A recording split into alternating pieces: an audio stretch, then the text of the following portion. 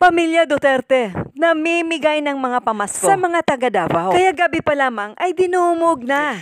At ang pila nito ay umabot na ng 5 kilometro. Ganon kamahal ng mga Duterte ang mga taong bayan sa Davao. Kung makikita mo sa pilahan, ang mga taga Davao ay napakaayos nila at sumusunod sila sa mga gabay na ipinagbabawal ng dating presidente. Lalong-lalo na ang pagtatapon ng mga basura sa tabi-tabi ay mahigpit itong ipinagbawal ng mga Duterte sa kanilang mga pamumuno. Kaya naman kung ikaw mamamasyal sa Davao ay talagang napakaganda, napakalinis at napakaayos. Lalong-lalo na ang mga durugista ay wala ka nang makikita dahil mahigpit talaga na ipinagbawal ng dating Pangulo ang paggamit nito. At isa na dito ang mga magnanakaw o mga mandurukot dahil kapag ikaw ay nahuli, ay yari ka ni Tatay Digong.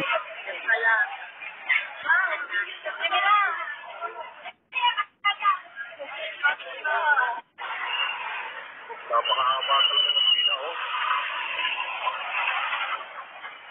Ulit po natin, mga kababayan, umabot po yan ng 5 kilometro. 5 kilometro po, isipin niyo po kung gaano kahaba ang pila na yan.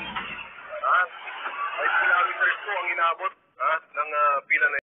Kaya mahal na mahal si PRRD ng mga kababayan natin sa Davao dahil nakikita nila ang kanyang mga malasakit at pagmamahal sa taong bayan. Kaya kung gusto nyong lumipat ng syudad, sa Davao na kayo manirahan.